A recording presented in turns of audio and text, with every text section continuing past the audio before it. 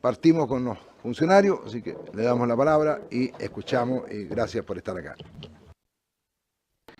Muchas gracias a ustedes. Primero que todo quiero agradecer a nombre de la Asociación Nacional de Funcionarios de Impuestos Internos de Chile, ANEIT, esta invitación para poder expresar nuestras opiniones y observaciones a este proyecto de ley tan importante para el país, que lamentablemente fue elaborado a puertas cerradas por parte del Ministerio de Hacienda y recién conocimos sus contenidos cuando fue presentado a esta honorable comisión y esperamos nosotros poder... Le quiero hacer una salvedad para que Sí, esto sí. está grabándose, Por para lo supuesto. que vaya a decir, está grabándose. Me hago responsable Ya, de ya. las declaraciones. Bueno, y lo primero que queremos señalar a esta comisión es que cuando nosotros leemos el contenido de este proyecto, lo conocemos en su totalidad, la primera imagen que se nos viene es la que les presentamos en esta presentación. La idea de que, sí, cada uno tiene en sus carpetas la presentación. Nos da la sensación que se está entendiendo por parte de este gobierno la modernización tributaria, no solo el cambio en el sistema de integración de los tributos y distintos instrumentos tributarios, sino que fundamentalmente que el rol del Servicio de Impuestos Internos, que es la institución llamada a velar por los impuestos de este país, sea una mera caja de recepción de las declaraciones de los contribuyentes y tramitación respectiva. Observamos con preocupación cómo se disminuyen sustantivamente cada una de nuestras principales facultades fiscalizadoras, se nos ponen distintas trabas burocráticas para poder efectivamente realizar esta fiscalización y adicionalmente se interviene en nuestra autonomía institucional a través de este nuevo organismo que se llama DEDECON. Estas observaciones son las que les vamos a presentar ahora y que están resumidas en tres grandes puntos. Primera, observaciones de carácter institucional. Segundo, observaciones de carácter sindical, dado nuestro rol de asociación de funcionarios. Y, en tercer lugar, observaciones de carácter ciudadanas también en nuestra condición de contribuyentes de este país. Partamos primero con nuestras observaciones de carácter más bien institucional. Cuando nosotros leemos el proyecto de ley, fundamentalmente su mensaje presidencial, sentimos que está estructurado desde una visión absolutamente crítica de nuestro actor institucional, que no guarda relación con el conjunto de reconocimientos que hemos recibido tanto en Chile como en el extranjero, del aporte que hemos hecho a la modernización del país, de la contribución que hemos hecho en facilitar el cumplimiento tributario de nuestros ciudadanos, y también en cómo hemos ido nosotros mismos poniéndonos distintas metas y desafíos en términos de probidad y excelencia institucional. Prueba de ello es que este año ganamos un premio otorgado por la Universidad Adolfo Ibáñez y la consultora Praxis, que fue reconocido nuestro tratamiento a los contribuyentes con encuesta a los propios contribuyentes. Entonces, no guarda relación esta mirada crítica que tenemos hacia nosotros. Tampoco comprendemos el tenor del mensaje presidencial cuando uno empieza a mirar estadísticas respecto a gastos observados o rechazados por parte de nuestras fiscalizaciones que en el año tributario 2016 solo alcanzaron a un 0,1% del total de estos gastos, que equivalen a poco más de 936 millones de dólares. Pero dentro del universo completo de los gastos presentados por los contribuyentes es efectivamente una proporción muy ínfima y que habla de efectivamente el foco legalista que tiene nuestra institución en sus acciones fiscalizadoras. Y esto también se ve refrendado por las estadísticas de fallos favorables al fisco, que estos son estadísticas elaboradas por Pricewaterhouse Chile, que efectivamente es una asesora tributaria, pero que habla que en el año 2016 más del 90% de las causas que se han visto en los tribunales tributarios y aduaneros eran aprobados, los fallos eran favorables al fisco, y en el caso de la Corte Suprema, aquellos que llegaban ahí, más del 63% nos daba la razón a las acciones institucionales de impuestos internos. En el fondo, lo que queremos señalar acá es que tenemos una trayectoria comprobada de probidad, de legalidad y efectivamente un compromiso restricto respecto a los derechos de los contribuyentes y seguir perfeccionando nuestras acciones fiscalizadoras. Nuestras segundas observaciones tienen más que ver con nuestras facultades fiscalizadoras y acá es el corazón de lo que nosotros les queremos exponer a ustedes. En primer lugar, este proyecto de ley nos elimina la facultad de exclusividad de la interpretación de las normas tributarias y puede darse la situación que existan duplicidad de interpretaciones de normas con la creación de esta defensoría contribuyente, lo cual puede generar un escenario bastante complejo para el mundo tributario nacional. En segundo lugar, se deroga en la práctica la norma general antielusión, que fue uno de los principales avances que se consiguió con la reforma tributaria anterior y que buscaba dotar al Servicio de Impuestos Internos de una herramienta que disuadiera el comportamiento elusivo de los contribuyentes nacionales. De hecho, esta norma no ha sido aplicada en los 2 años que mantiene vigencia, razón por la cual no entendemos por qué el gobierno trata de efectivamente de derogarlas en la práctica, obligándola a mezclarse con el derecho común. En la práctica, ¿qué va a significar? Si es que un contribuyente logra demostrar de que los contratos y hechos están ajustados a derecho, nosotros no vamos a poder aplicar esta cláusula y en el fondo nos deja sin una herramienta muy potente en términos de fiscalización. Una tercera facultad que también nosotros vemos dañada tiene que ver con el cambio del concepto de gastos tributarios. En la práctica no vamos a poder observar o cuestionar los gastos tributarios que nos están presentando los contribuyentes. Y junto con eso se amplían algunas partidas que tienen que ver con sueldos empresariales, créditos incobrables, pagos compensatorios, que en la práctica significan que no vamos a poder, es decir, van a bajar la base imponible de nuestros contribuyentes y por ende la recaudación del fisco va a ser mucho menor. En este punto en particular, podría darse la situación, por ejemplo, que compensaciones que se otorguen a ciudadanos, por ejemplo, con los casos como la colisión del confort, podrían ser perfectamente declarados como gasto tributario y rebajados del pago de impuestos de las empresas. O, por ejemplo, las ISAPRES, todos los gastos que ellos deben recurrir por defensa jurídica, por los reclamos de los ciudadanos que no están de acuerdo con las alzas ilegales de sus planes de salud todos los años, van a poder ser también rebajados de este gasto tributario, lo cual nos parece sumamente complejo que este Parlamento le dé el favor. También se establecen limitaciones a la acción fiscalizadora y los documentos que nosotros podemos solicitar, los cuales se enmarcan dentro de los plazos de prescripción, que están a 3 y a 6 años dependiendo cada uno de sus contenidos. Esta limitación nos afecta fundamentalmente en aquellas acciones fiscalizadoras relativas a pérdidas de arrastre, remanentes de IVA, capital propio, que generalmente invocan las grandes empresas ante procesos de reorganización corporativa y nos piden devoluciones de impuestos. Esta norma, por ejemplo, que lo que podría ocurrir es que esta práctica bien famosa que fue en los años 90 de las empresas zombies, de comprar empresas con pérdidas tributarias de modo de rebajar la base imponible, podría ser perfectamente válida de aprobarse el texto legal que están ustedes conociendo como comisión en estos momentos. Otro elemento también que nos restringe nuestras facultades fiscalizadoras tiene que ver con el silencio positivo. El silencio positivo en la práctica significa que existiendo un requerimiento de un contribuyente y nosotros no respondemos dentro del plazo legal que se establece, se entiende por aprobada. Es una norma que en el derecho común parece de perogrullo, que podríamos todos avanzar, pero toda la legislación internacional la excluye explícitamente en materia tributaria porque el bien que se trata de proteger es precisamente el patrimonio fiscal. De hecho, la Ley General de Bases de la Administración del Estado, la 18.880, lo excluye explícitamente en materias tributarias. Lo mismo ocurre a nivel de Interamérica y de Iberoamérica, donde, por ejemplo, el SEAT no contempla esta norma y se impone el silencio negativo en materia tributaria. Entonces, esto nos genera también mucha preocupación respecto a nuestras facultades de fiscalización. Existe otra norma general que tiene que ver con las tasaciones de bienes que se nos presentan por parte de los contribuyentes. Y este proyecto de ley lo que establece es que va a ser el propio contribuyente quien va a tener el derecho a escoger el mejor método para poder valorizar los bienes que nos están presentando en sus declaraciones, lo cual efectivamente invierte el proceso de fiscalización y lo otorga como un derecho de los propios contribuyentes.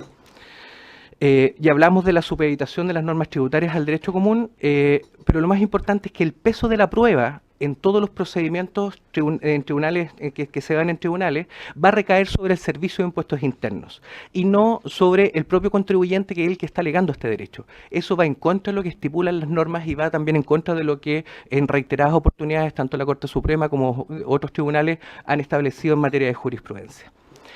Todos estos elementos en común lo que nos hacen pensar, o lo que les queremos transmitir a ustedes, es que van en contra de las recomendaciones que se están dando a nivel internacional respecto al fortalecimiento de los sistemas tributarios.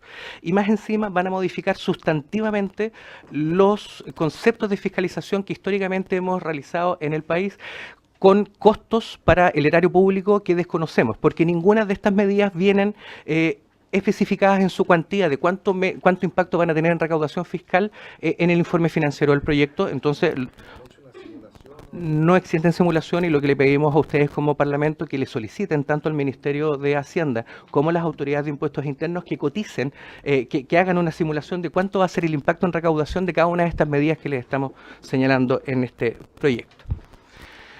Una tercera gran razón también de observar este proyecto y que nosotros nos oponemos tiene que ver con el debilitamiento que nosotros observamos de la autonomía de nuestra institución. La Defensoría del Contribuyente tiene distintos componentes que a nosotros nos parecen de preocupación. Primero, su composición en su equipo directivo, donde va a estar integrado fundamentalmente por personas que son contraparte en la actualidad de la acción de impuestos internos. Van a poder participar de ellos asociaciones gremiales, en el fondo son todas nuestras contrapartes que día a día tenemos que nosotros lidiar en nuestras acciones fiscalizadoras. Pero no obstante eso, van a tener facultades que se meten en el corazón de nuestro servicio. Van a poder, en primer lugar, presentar observaciones a las leyes tributarias, van a poder interpretarlas, van a poder observar nuestros planes y programas y citar a nuestros funcionarios y autoridades dependiendo de las denuncias que ellos establezcan. Eso, a nuestro juicio, es una intervención respecto a nuestra autonomía institucional que no es muy difícil de nosotros de justificar y de avalar dentro de un debate parlamentario como el que se está haciendo ahora. También nos van a imponer mediaciones obligatorias y plazos de respuesta de 5 días en distintas materias. Y en el caso que nosotros no respondamos o no lleguemos a acuerdo con esta defensoría, se va a generar un registro público de nuestras no respuestas o nuestros supuestos incumplimientos, pero todos aquellos acuerdos se van a mantener en silencio.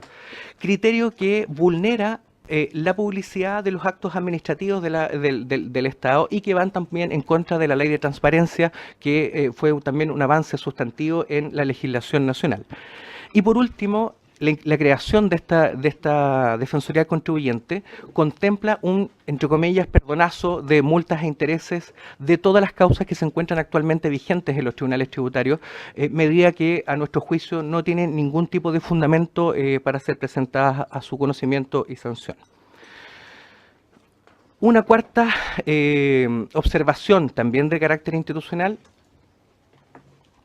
tiene que ver con que el proyecto nos exige al Servicio de Impuestos Internos distintos estándares y desafíos que vemos muy complejos de lograr con la reducción de la dotación que también nos establece este proyecto. La creación de la DEDECON va a ser con funcionarios tanto de impuestos internos como de los tribunales tributarios aduaneros, que van a estar en 2 etapas. Primero en una creación, y a 2 años, cuando esto se amplía a regiones, van a poder también sacarnos funcionarios. Entonces, se genera una contradicción. Nos están pidiendo mayores funciones que nosotros gustosos vamos a poder llevar adelante, como lo hemos hecho con cada una de las cosas que nos ha pedido la sociedad chilena en distintos momentos a lo largo de nuestros más de 100 años de historia. Pero en este caso nos están pidiendo más cosas, quitándonos recursos, en contraposición del aumento de nuestra dotación que acabamos de implementar con la ley de fortalecimiento y la reforma tributaria que se aprobó en el gobierno anterior. Y en este ámbito en particular hay dos puntos que nos llaman la atención. Primero, las demandas tecnológicas. Nuestra actual dotación de funcionarios informáticos está trabajando su máxima capacidad para cumplir con los desafíos que actualmente estamos desarrollando. Entonces, si nos piden más desafíos, nosotros pedimos que efectivamente se considere un aporte no solo en recursos de tecnología, sino que también en dotación de personal para poder administrar estas soluciones tecnológicas, pero también que los plazos de respuesta que se nos están exigiendo, que están en el orden de 5 días en algunos casos, puedan ser efectivamente analizados en función de la dotación que tenemos actualmente. En un plano más bien sindical, tenemos una observación con este proyecto porque sentimos que debilita el ya alicaído modelo de empleo público en Chile.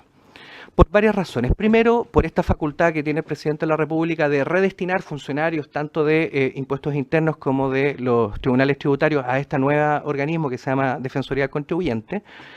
Pero además, las personas que se trasladen a este lugar van a estar sujetas a cláusulas de incumplimiento graves de sus contratos, que si no se cumple un determinado plazo establecido en este proyecto van a poder ser desvinculadas indistintamente de su relación contractual. Dicho de unas palabras más simples, un funcionario de planta que tiene garantizada su estabilidad en la lógica de realizar una función pública al servicio de la ciudadanía, por incumplir una de estas cláusulas puede ser perfectamente desvinculado a partir de la redacción que presenta el proyecto de ley. Y adicionalmente, existen algunos instrumentos que transgreden derechos fundamentales de los trabajadores. Estos registros públicos de los funcionarios, por ejemplo, vulneran nuestro derecho a la honra y a la privacidad, a nuestra vida privada, pero también cuando nos otorgan una prohibición de por vida a los funcionarios, tanto de impuestos internos como de tesorería, de poder divulgar cualquier información de carácter tributario que conozcamos en el ejercicio de nuestras funciones. Seríamos los únicos funcionarios del país, ni siquiera las autoridades más altas de este país, que tengamos una prohibición de por vida en este tipo de materias. Y por último queremos dar algunas observaciones de carácter más ciudadano. Lo primero es que como trabajadores no podemos estar de acuerdo con un proyecto de ley que en lo sustantivo plantea una rebaja permanente de impuestos de más de 1.000 millones de dólares concentrados en el 1% más rico de este país. Tenemos que señalarlo. Más allá de los instrumentos que finalmente se definan, eso a nosotros no nos parece comprensible. Y más aún cuando la compensación de estos recursos van a ser cargados a través de nuevos impuestos de las economías digitales y boleta electrónica, que en el fondo va a socializar este mayor costo entre todos los ciudadanos. Es como para poder hacer una analogía, lo que podría ocurrir cuando uno va al supermercado. A uno le piden donar su vuelto para una fundación. Este proyecto de ley lo que nos está diciendo es que donemos nuestros impuestos para el 1% más rico del país, lo cual para nosotros nos parece una completa contradicción. Y lo otro, que en el diseño tributario que plantea agudiza diferencias que dice explícitamente buscar minimizar. Por ejemplo, entre las rentas del trabajo y el capital. No puede ser que los trabajadores paguemos proporcionalmente mucho más impuestos que las propias empresas en este país. Y asimismo, se introducen algunas diferencias territoriales. El Plan Araucanía va a generar una presión a nivel de las regiones para efectivamente tratar de tener una consideración similar en cada uno de los territorios que componen Chile. Y lo otro es que vamos a consagrar impuestos diferenciados para la economía digital con la economía tradicional, lo cual nos genera también contradicciones desde el punto de vista técnico tributario. Y por último, tenemos severas dudas respecto a si este proyecto de ley se encuentra debidamente financiado, porque el grueso de las compensaciones está planteado a través de la boleta electrónica. Y todos los estudios que nosotros hemos conocido, tanto internos como de economistas externos al Servicio de Impuestos Internos, con extrema generosidad estiman de que sería posible recaudar mayores tributos dentro de un 10 a un 15% de lo que estima el gobierno en su informe presupuestario del informe financiero de este proyecto de ley. Al punto que también nosotros hemos solicitado formalmente a las autoridades de nuestro servicio que nos expliquen esto y esperamos prontamente tener esa reunión para poder conocer los distintos supuestos que se generan. Pero la pregunta que bueno, y a esto también tenemos que agregar es que tampoco conocemos cuál va a ser el impacto de menor recaudación de las distintas facultades fiscalizadoras que se están viendo mermadas con este proyecto. En el fondo lo que nosotros planteamos es qué va a ocurrir si es que efectivamente al implementarse este proyecto de ley la recaudación fiscal disminuye drásticamente en función de lo que nosotros estamos mirando. Se va a generar una presión que pueda poner en riesgo la sustentabilidad de algunos programas y políticas sociales, pero también del empleo público y el funcionamiento de nuestras instituciones. Y por último, un par de consideraciones que también creemos importante señalar. Este proyecto de ley, en nuestro juicio, consolida un escenario de cambios tributarios permanentes. Nosotros, como Servicio de Impuestos Internos, estamos convencidos de que vamos a ser capaces de implementar la reforma tributaria que establezca este Parlamento en el momento que sea. Pero ¿está el país preparado para tener reformas tributarias cada 4 años o cada cambio de coalición de gobierno? Pareciera ser que ese es un debate que ustedes debiesen tener muy en consideración para ver cómo proyectamos esto en el futuro.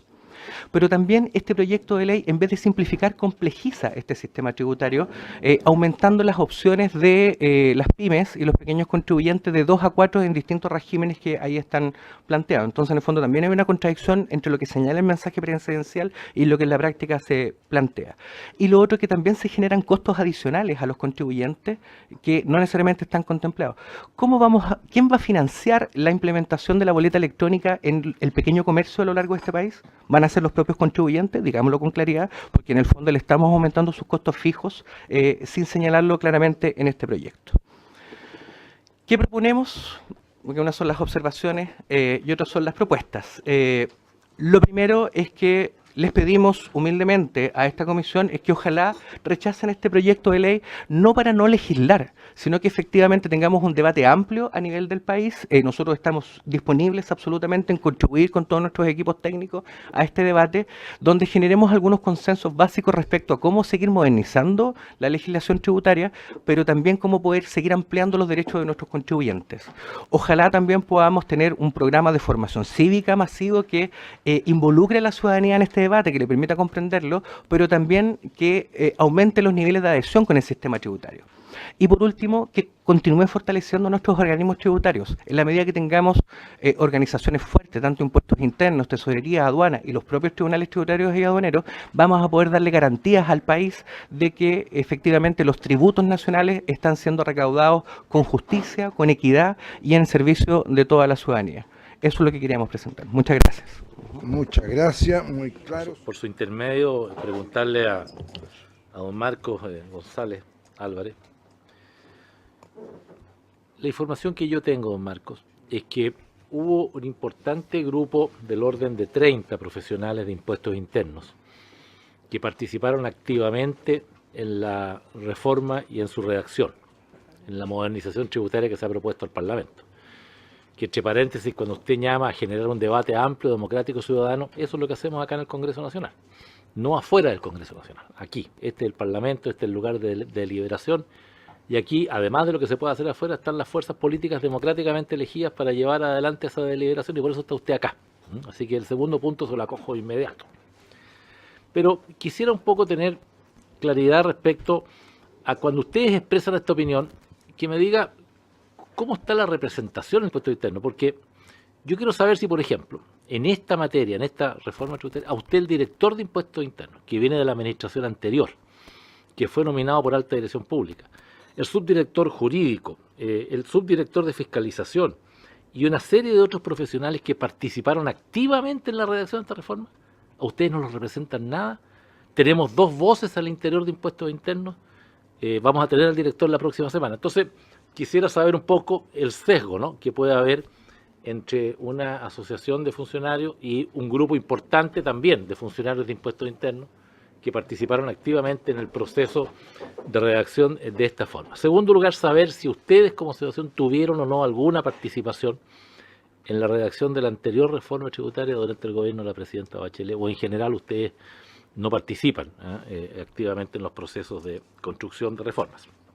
En tercer lugar, me llaman la atención algunas expresiones en su intervención respecto a esta declaración bastante determinante que veo acá, de decir, déjeme encontrar lo textual: se deroga, dice usted, en la práctica la norma general anti-ilusión.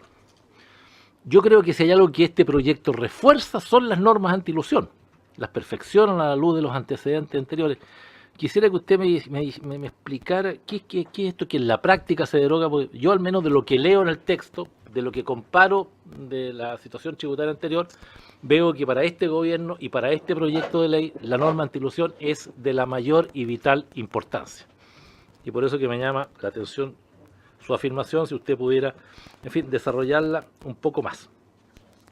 También me llama la atención el tema de la definición general de gasto, que fue muy trabajada en conjunto con impuestos internos, salvo una parte, en fin, que tiene que ver con temas más específicos que no, pero en general también me llama la atención eso de afirmaciones en su exposición. Y también me llama la atención, habría muchas cosas que comentar, porque la verdad que salva bien poco usted de la reforma en su exposición, claro, nos llama a rechazarla entera. Entonces, bueno, está bien, pero es legítima su exposición, no la comparto para nada, pero es legítima y desde luego el derecho suyo a expresarla, pero también en el tema de la prescripción, yo creo que en el proyecto se llega a aplicar en forma efectiva no siento yo que en el proyecto se esté derivando o revisando más allá de lo que se establece. Y por eso que también me gustaría que usted se hiciera cargo un poquito más de esa afirmación. Gracias, presidente. Muy breve, solo primero para felicitar a la directiva, entiendo que es nueva, que es fruto de una elección y una renovación democrática de la directiva del gremio. Segundo, preguntarle si tienen alguna estimación respecto de los costos financieros no considerados. Yo coincido que hay costos financieros no considerados, como no coincidir, hay modificaciones en la definición de gastos operacionales, y no se dice cuánto podría afectar aquello la recaudación. De partida hay un 0,1% de gastos rechazados, que son 936.000 millones. Me imagino que eso disminuiría en alguna dimensión, producto de la ampliación de los gastos considerados como aceptables. Y luego yo entiendo, pero quisiera que lo precisara mejor. Yo comparto la idea de que bajo el manto o la excusa de mayor certeza jurídica, lo que se hace finalmente es amputar la posibilidad de desincentivo, porque así opera la norma antielusión, como un desincentivo a recorrer caminos insondables, desconocidos, nuevos, de los cuales son tan habitués los asesores tributarios y que conceptualizan lo que es propiamente elusión. Y sobre la base entonces de definir de manera absolutamente precisa y taxativa lo que se puede y lo que no se puede, obviamente todo lo que no esté considerado dentro de lo que no se puede, se podría explorar aun cuando no se haya hecho previamente. Pero quisiera que precisaras ese concepto. ¿En qué medida el cambio de la norma antielusión que se dice y se declara, se profundiza, generaría mayor elusión? Porque de eso estamos hablando. Gracias, presidente. En primer lugar, quiero agradecer la exposición. Y el señor que nos acaba de exponer menciona que participó en el estudio de la reforma tributaria anterior, que se aprobó en 1 o 2 meses, rápidamente. Sin embargo, es de una complejidad enorme y de una longitud enorme. Ahí veo yo la normativa tributaria, que deben ser más de 1000 páginas, que para mi gusto produjo un enorme daño en la capacidad de inversión, particularmente en regiones, porque mi región no tiene grandes empresas como las que hay en Santiago, y se nos cayó la inversión en todos los sectores, particularmente en el salmonero, agroindustrial, de procesamiento, incluso el turístico. También se nos cayó el ahorro local. Por supuesto que la productividad lleva cayendo ya como 5 años.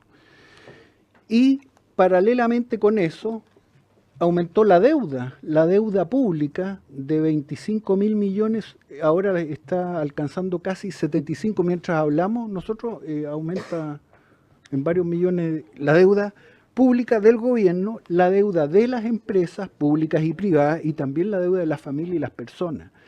Entonces, lo que yo quisiera de nuestros invitados es que nos sugirieran cómo disminuir esas páginas, porque los contadores, por lo menos en Puerto Montt, no se las saben. Uno pregunta interpretaciones, situaciones, cuando una persona realiza 2, 3, 4 actividades, es sumamente complejo. Y en el caso nuestro, en el sur, hay bastante informalidad y se cruza la formalidad con la informalidad en muchos aspectos. En el trabajo agrícola, el trabajo del transporte, los trabajos de servicios agrícolas, de abonadura, barbecho, siembra, etcétera, sumamente complejo. Entonces mi pregunta es, ¿qué forma o qué reforma tributaria que hay que estudiar, yo creo que durante más tiempo, no tan rápidamente, simplificada, pueda permitirnos recuperar la inversión, recuperar el ahorro y en algún momento empezar a reducir las deudas de todos los agentes de nuestra economía. Gracias, presidente. Entonces vamos a entregar la palabra para respuestas concisas, directas y entendibles para los colegas.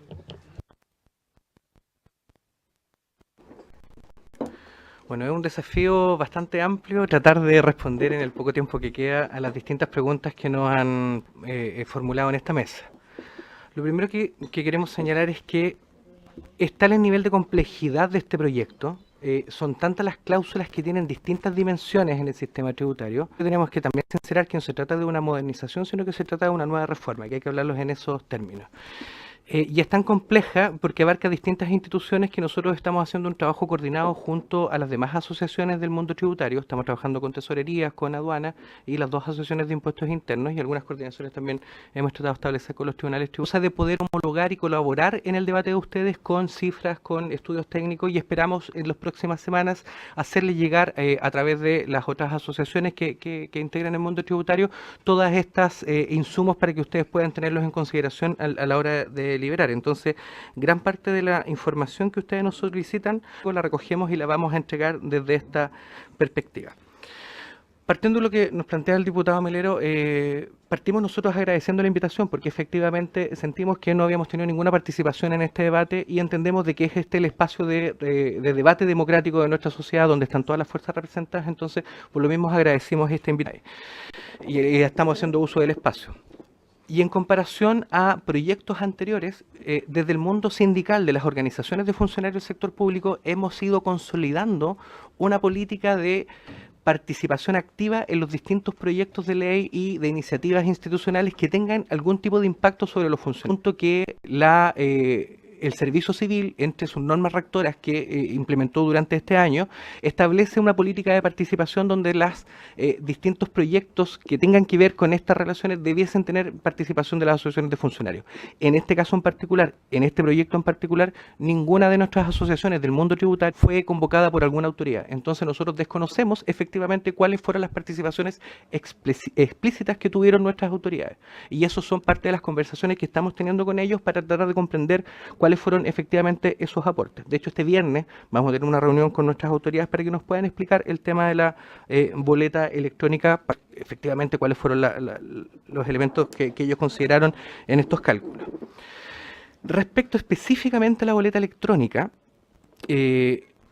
la Asociación de Fiscalizadores de Impuestos Internos publicó la semana pasada un estudio que cuando ellos vengan, que ellos van a exponer, por respeto a ellos no ponemos las cifras ahora y en conocimiento porque es una elaboración de ellos, donde lo que utilizan es una simulación a partir del débito existente de los distintos instrumentos de recopilación que tenemos.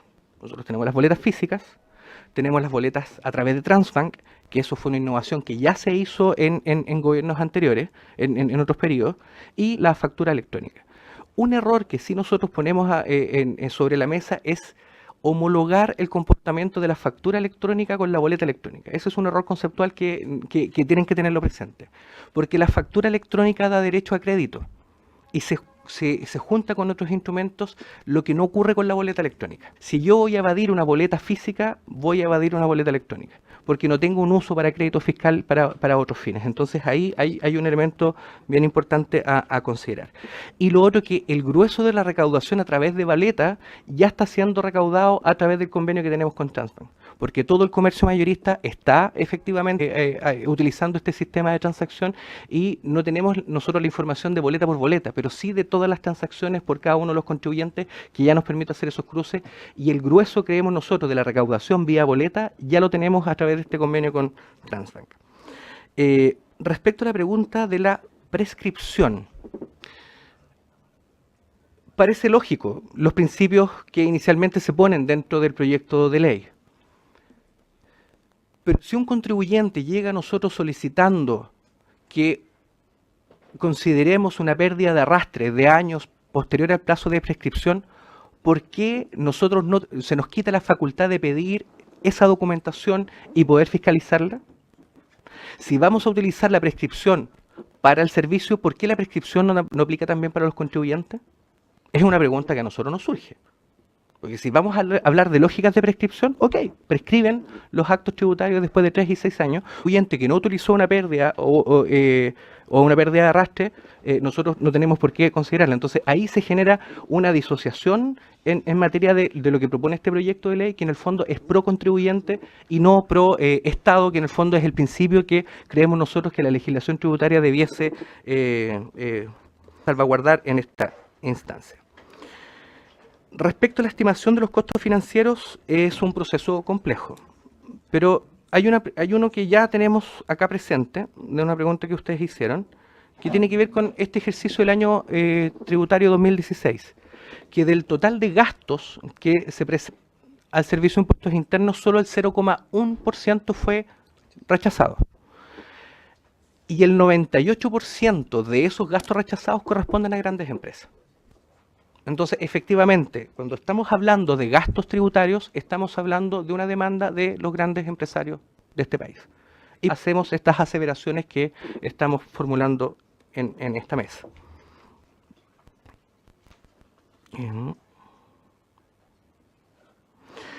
Respecto a la formalidad e informalidad de la economía, compartimos la preocupación.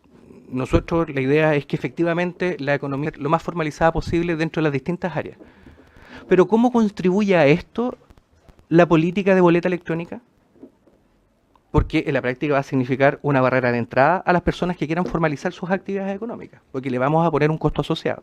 Entonces, si efectivamente la lógica es tratar de aumentar la formalización, nos parece que esta medida puede que vaya en la dirección completa. Silencio positivo. Bueno, dentro de nuestros socios de la organización tenemos muchos abogados. Quiero hacer recuerdo de que antes de la reforma tributaria es el propio Servicio de Impuestos Internos que empuja la idea de crear también los tribunales tributarios y aduaneros. Nosotros fuimos uno de los actores también que estuvimos de acuerdo porque reconocíamos que institucionalmente era un contrasentido ser juez y parte en materia tributaria. No podíamos fiscalizar, después auditar y después efectivamente sancionar.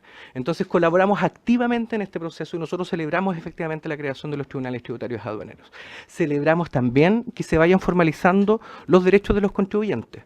Y dentro de las políticas de modernización del servicio, junto a todo el tema tecnológico, se generó un ingreso sustantivo de abogados que no solo estaban en el ámbito jurídico, sino que también en las áreas de fiscalización, de modo que nuestras acciones se apegaran a la normativa tributaria y las cifras que vemos nosotros de fallos de los tribunales especializados demuestran que hemos dado un avance sustantivo. Me compartían antes de llegar acá algunas cifras de que favorables a los contribuyentes eran incluso menores cuando los tribunales tributarios estaban dentro del Servicio de Impuestos Internos. Entonces, que un tercero imparcial nos esté dando la razón en nuestras acciones de fiscalización, habla de que efectivamente este esfuerzo institucional que hemos realizado ha rendido sus frutos y estamos avanzando en materia de resguardos. En materia del silencio positivo, nos hacemos exactamente la misma pregunta. No entendemos de dónde se rescata en este gobierno como una buena práctica el silencio positivo en materia tributaria. Porque la Comisión Interamericana de Organismos Tributarios, el CIAT, no lo contempla. Hay 42 países participantes en ello, entre ellos Estados Unidos, Chile. Tampoco España lo considera, México tampoco lo considera, Argentina no lo considera. Entonces yo creo que es una pregunta que debiésemos formular efectivamente a el gobierno en términos de nos explique cómo lo perciben de una buena práctica en materia tributaria. Y en el caso de la norma general antiilusión, especialistas que incluso cuestionan si esta norma es efectivamente una norma antiilusión en el estándar internacional que existe. Porque a nivel internacional se contempla esta norma como una facultad privativa de los organismos tributarios. Y en el caso chileno se supeditó a la autorización de los tribunales tributarios aduaneros. Ya tiene un componente de justicia que nos hace complejo su implementación. La pregunta del millón que nos hacemos es, si no la hemos utilizado en estos 2 años, ya tiene un componente de un tercero imparcial que nos diga cuándo hacer, ¿por qué la complejizamos aún más? Y la complejidad tiene que ver con que nosotros solo podemos invocarla cuando demostremos de que los actos, contratos que están, no tienen vicios de legalidad. En el fondo nos recargan el peso de la prueba cuando estamos en materia de fiscalización. Eso es lo complejo. Y respecto al comentario de los parlamentarios respecto a nuestra visión crítica del proyecto, nos hacemos cargo, analizando el proyecto desde nuestra perspectiva institucional, de cómo afecta a las facultades fiscalizadoras de impuestos internos. Y cuando uno ve los distintos instrumentos relativos a modificaciones al Código Tributario, lo que vemos es que literalmente nos sacan los dientes y las uñas en materia de fiscalización.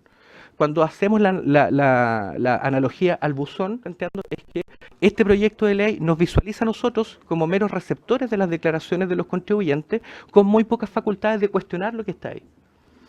En una cultura como la chilena, estamos de acuerdo en avanzar en principios generales de confianza legítima en el otro, el principio de buena fe que se establece en este proyecto, pero los organismos fiscalizadores necesitamos tener estas herramientas para efectivamente velar porque ese principio de la buena fe se cumpla. Y en ese sentido, solo una última idea. Nuestra institución ha avanzado sustantivamente en eso. Desde hace unos años estamos trabajando con un modelo de riesgo que lo que establece es que a todo aquel contribuyente que cuente con sus obligaciones tributarias le vamos a facilitar absolutamente todos sus trámites. Y las acciones de fiscalización solo se van a concentrar en aquellos segmentos de contribuyentes de más alto riesgo y de comportamiento elusivo. Entonces tenemos efectivamente un discurso absolutamente complementario con lo que está analizando esta Cámara y esperamos continuar en esa línea. Es que no debiliten nuestras instituciones fiscalizadoras, sino que al contrario, denles mayores herramientas porque hemos demostrado con hechos y con creces de que esta institución está a la altura de lo que demanda el país. Eso, muchas gracias.